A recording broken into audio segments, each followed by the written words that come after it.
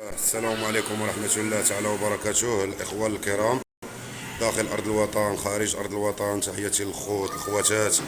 اليوم أخوتي حنا في واحد الكوري ديال واحد الأخ، واش نقول لكم أخوتي المليح كاين، والثمن اخوتي ثمن مزيان اخوتي على ما بان ليا. واش نقول لكم اخوتي، هانتوما اخوتي السلعه اللي عنده اخوتي تبارك الله، اللهم بارك اللهم بارك اللهم بارك. والف تحيه للخوت، وكنتمنى البارطاج والدعم والمسانده ديالكم للقناه ديال بالربح. والف تحيه للخوت والخواتات جميعا. هناك اخوتي كنجيب لكم الاثمنه، وكنحاولوا نوصلوا لكم اخوتي يعني كما كنقولوا الاثمنه اللي هي ما عند مواليه، والاثمنه اللي هي معقوله، وكما كنقولوا الحواله اللي هما نقيين وعالفين وبالبلايك ديالهم. وكنتمنى اخوتي نالوا الاعجاب ديالكم، والف تحيه للخوت والخواتات. واليوم الاخ ابراهيم راه هو معنا حاضر، مول الكوري ومول الكسيبه ومول الغلم.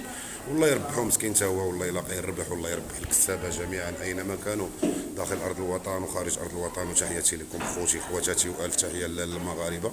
هذا هو السلعه اللي عنده اخوتي، هذا هو السلعه اللي عنده تبارك الله.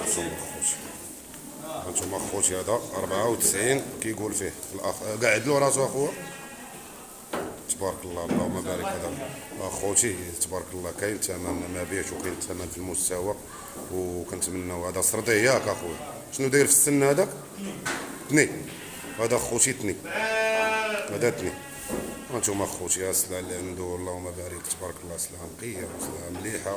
والف تحيه للخوت. وخوتي هذا الكوري عنده في كومباطا اخوتي، وكما كنقولوا اللي بغى يجي مرحبا به الاخ ابراهيم، والله لو الف مرحبا به. وعنده الحواله ديال 50,000 ريال، وعنده الحواله ديال 64,000 ريال، وعنده الحواله ديال 70,000 ريال، وعنده الحواله حتى ديال 90 ديال 94. وكلها كيدير اللي كتاب له خوتي، ولاني كاين الصفا وكاين المليح. واللي بغى يجي عند خويا ابراهيم اخوتي راه في مدينه مكناس وفي كومباطا بالضبط. ادخل لكومباطا لجهه قهوه الحنان مباشره اخوتي، وغنحط لكم الرقم ديالو اخوتي. كما كنقولوا والله يوفق ابراهيم والله يربح ابراهيم. والف تحيه للكسابه جميعا اخوتي اينما كانوا. كاين شي حاجه اللي هي مرجومه اللي هي مبيوعه.